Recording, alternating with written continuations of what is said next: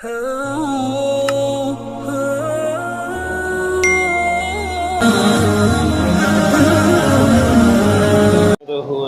على رسوله الكريم اما بعد فاعوذ بالله من الشيطان الرجيم بسم الله الرحمن الرحيم فرجع موسى إلى قومه غضبان آسفا قال يا قوم ألم يعدكم ربكم وعدا حسنا أفطال عليكم العهد أم أردتم أن يحل عليكم غضب من ربكم فأخلفتم موعدي قالوا ما أخلفنا موعدك بملكنا ولكننا حملنا أوزارا من زينة القوم فقذفناها فكذلك ألقى السامري فأخرج لهم عجلا جسدا له خوار فقالوا هذا إلهكم وإله موسى فنسيه۔ سورۃ طٰہٰ کا درس چل رہا ہے۔ اسی سورت کے آیت نمبر 86 سے لے کر 88 تک تلاوت کی گئی۔ ان آیتوں کے اندر بھی حضرت موسیٰ علیہ السلام کی قوم کا تذکرہ ہی چل رہا ہے۔ گزشتہ آیتوں کے اندر بھی انہیں کا تذکرہ تھا کہ اللہ رب العزت سے حکم ہوا موسیٰ علیہ السلام کی طرف کہ آپ کچھ نمائندے لے کر کوہ طور کے پاس آئیں، آپ کو ایک کتاب دی جائے گی اور اس کتاب کے اوپر پھر آپ اپنی قوم کو عمل کروائیں، اور وہ تورات وہاں پہ دی گئی تھی۔ حضرت موسیٰ علیہ السلام اپنے چند نمائندوں کو لے کر، مفسرین نے لکھا ہے کہ 70 افراد تھے، وہ لے کر وہاں پہنچے اور آپ حضرت موسیٰ علیہ السلام سب سے آگے نکل گئے۔ تو اللہ رب العزت نے سوال کیا کہ آپ کے لوگ کہاں ہیں؟ انہوں نے کہا کہ یہ میرے پیچھے ہی آتے ہیں، وہ ابھی تک نہیں پہنچے تھے۔ تو اللہ رب العزت نے فرمایا کہ ہم نے آپ کی قوم کو آزمائش کے اندر، فتنے کے اندر ڈال دیا ہے، اور ان کو فتنے میں ڈالا ہے سامری نے۔ اگلے رکوع کے اندر آئے گا کہ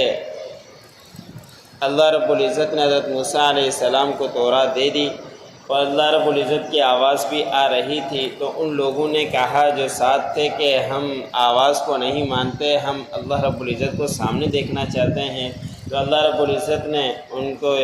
جبرائیل کے ذریعے ایک چیخ بھیجی، اور اس کی وجہ سے 70 افراد مر گئے تھے۔ پھر موسیٰ علیہ السلام کی دعا سے اللہ رب العزت نے ان کو زندہ کیا کہ میں اپنی قوم کے پاس جاؤں گا تو قوم کیا کہے گی، اس لیے یا اللہ ان کو زندہ کر دے۔ تو اللہ رب العزت نے ان کو زندہ کر دیا تھا کہ انہوں نے اس طرح کی باتیں کیوں کی تھی۔ اس کے بعد جب حضرت موسیٰ علیہ السلام کو اللہ رب العزت نے یہ اطلاع دی، تو آج کی آیتوں میں ہیں کہ حضرت موسیٰ علیہ السلام لوٹے اپنی قوم کی طرف غصے کی حالت میں اور افسوس کرتے ہوئے کہ میں نے ان کو اتنا سمجھایا، اتنی تربیت کی، تو پھر اور اللہ رب العزت نے ان کے ساتھ اتنی اچھائی کا معاملہ کیا کہ جب فرعون سے نجات دیتی، سمندر سے غرق ہونے سے بچا لیا، اب بھی ان کی یہی کیفیت، غصے میں بھی تھے، افسوس کرتے ہوئے بھی آئے۔ پھر جب اپنی قوم کے پاس پہنچے تو اپنی قوم سے کہا کہ کیا تمہارے ساتھ جو وعدہ کیا گیا تھا وہ وعدہ لمبا ہو گیا، یا کیا تمہارے ساتھ تمہارے رب نے جو وعدہ کیا تھا اچھا وعدہ نہیں تھا، یا یہ کہ تمہارے اوپر کیا عہد کا دن، وعدے کا دن لمبے ہو گئے تھے جو تم نے اس طرح کی حرکتیں کرنا شروع کر دی، یا کیا تم ارادہ کرتے ہو کہ تمہارے اوپر اللہ رب العزت کا غصہ اترے تمہارے پروردگار کی طرف سے، پس تم نے میرے وعدے کی خلاف ورزی کی کہ میں تمہیں چھوڑ کر گیا تھا کہ تھوڑی دیر اللہ رب العزت کی تم عبادت کرتے رہو، کچھ ایام تک میں تورات لے کر آتا ہوں، پھر اسی کے مطابق تم سارے زندگی گزارنا۔ تو تمہارے اوپر یہ 40 دن اتنے بھاری گزرے کہ تم نے پوجا کر لی اور بچھڑے کی، اور سامری جو گمراہ تھا اس کے پیچھے لگ گئے۔ تو ان قوم والوں نے جواب دیا کہ ہم نے اپنے اختیار میں آپ کے وعدے کی خلاف ورزی نہیں کی، لیکن ہم جو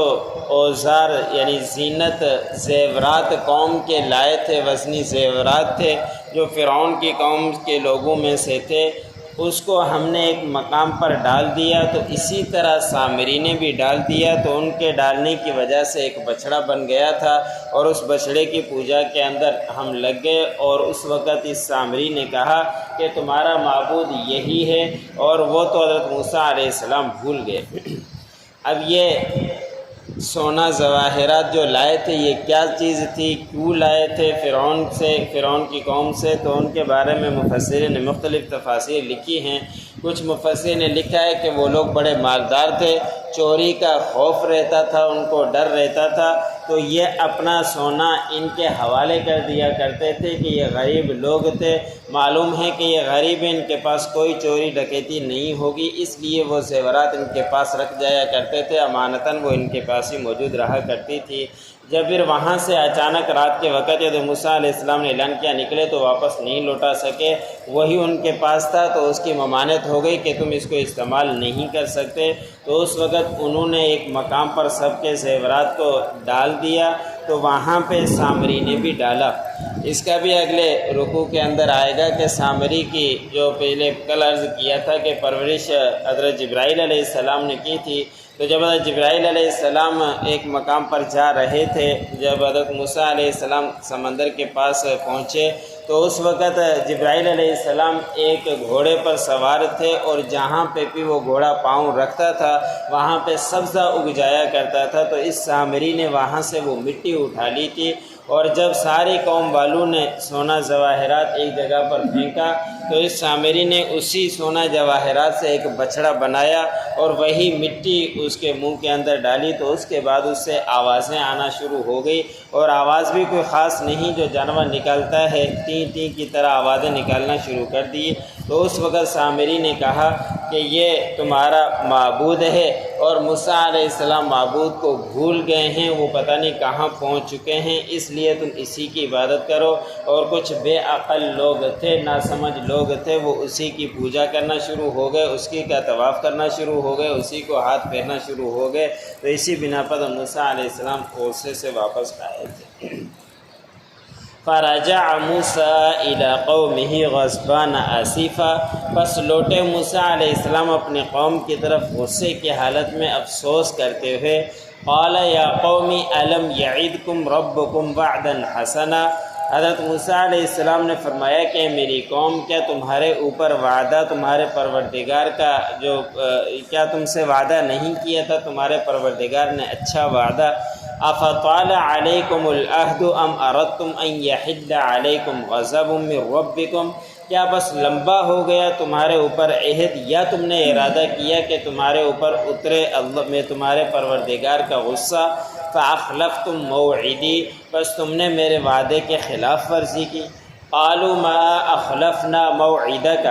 انہوں نے کہا کہ ہم نے آپ کے وعدے کی خلاف ورزی نہیں کی، بملکنا، اپنے اختیار سے، ولکننا حملنا اوزارا من زینت القوم، لیکن ہم جو زیورات قوم کی زینت میں سے لائے تھے، فقذفناها، پس ہم نے اس کو ڈال دیا، فکذلک القی السامری، اسی طرح سامری نے بھی ڈال دیا، فاخرج لهم عجلا جسدا له خوار، پس اس نے نکالا ایک بچھڑا اور اس کے لیے جسم تھا اور آواز تھی۔ فقالوا هذا الہکم، انہوں نے کہا کہ یہ ہے تمہارا معبود، و الہ موسیٰ، اور موسیٰ علیہ السلام کا معبود بھی یہی ہے۔ فنسیہ، پس موسیٰ علیہ السلام بھول گئے۔